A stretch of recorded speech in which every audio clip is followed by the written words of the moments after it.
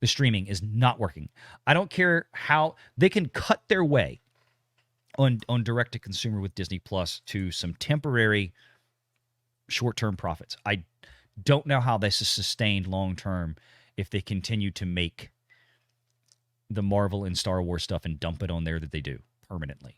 I don't know how that can continue to make when they permanently and immediately dump all of their own theatrical products onto Disney Plus right away.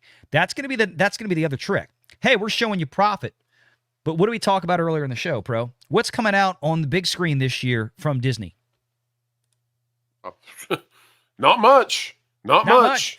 So guess what happens 60 days or 90 days after not much happens in the theater?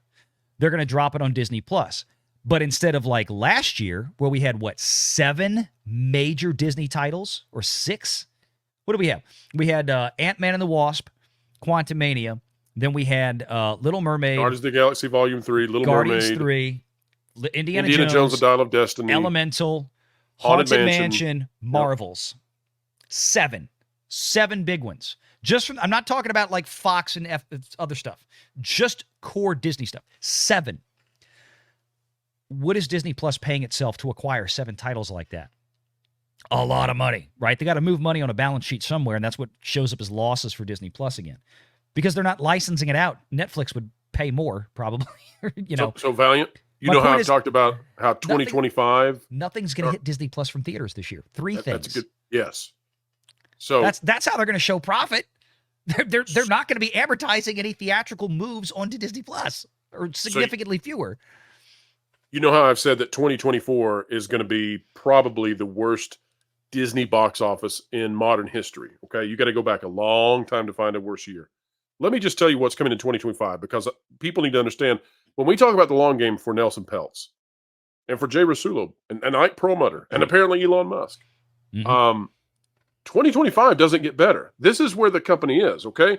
Their best shots this year, they've got 3 chances to make money. They've got Deadpool and Wolverine, they've got Moana 2, and they've got Mufasa.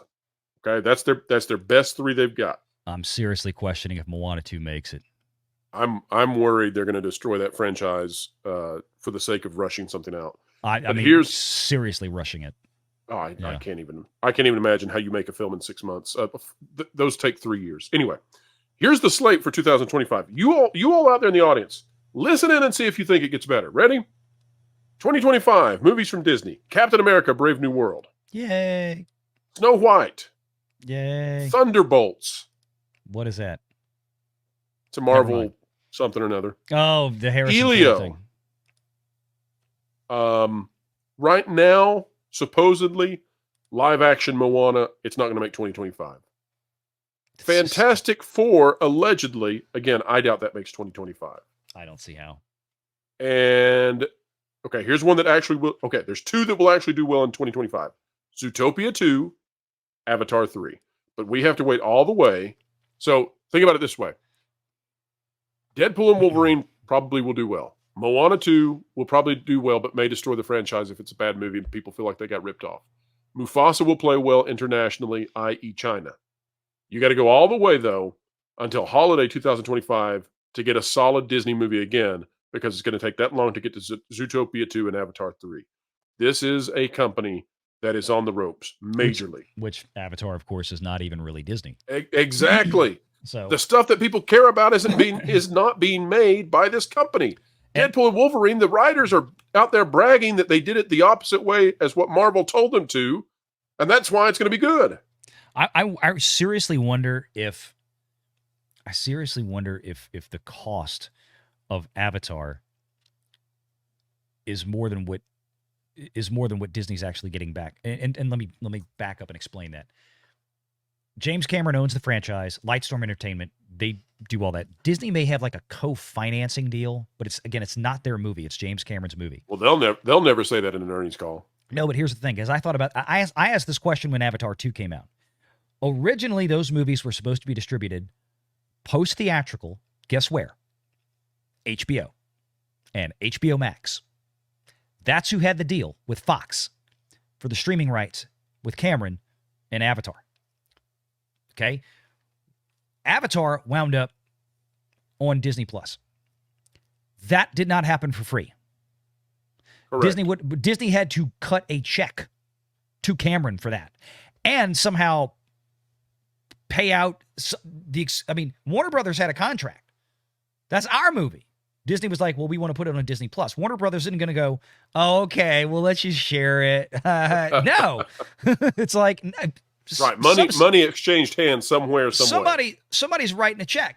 So we start digging on that. We need to get an investigative reporter around this place. I asked about that last year, or whenever it was, and the movie came out, was into 2022. I asked about that in early 23 on a live stream, and maybe even in a video. But I brought that up, and I said, that's bugging the hell out of me, because we know, I don't remember how much it was, but there was a deal struck, and there was articles out there in Variety and THR and Deadline. There was a deal struck to get that back onto Disney Plus. No word on how much that was, but it could not have been cheap. Not for a movie that does $2 billion worldwide. Now, granted, Disney Plus, even at that time, had a bigger footprint than did HBO Max internationally. So that there was some idea that, that makes a lot of sense. Put it on Disney Plus because they have a bigger reach. Of course, Netflix would have been the best place for that, but I digress.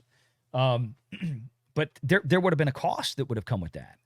Certainly. We just don't know what it is. Not a small cost either, folks. We're not talking about thousands of dollars. We're talking about big money. $100 million plus. I mean, think about, what did Disney spend to globally market that film? Probably like $200 million easy. 200 million is what I was going to say. 250. So they get, let's say that they had a kind of a relatively average traditional split where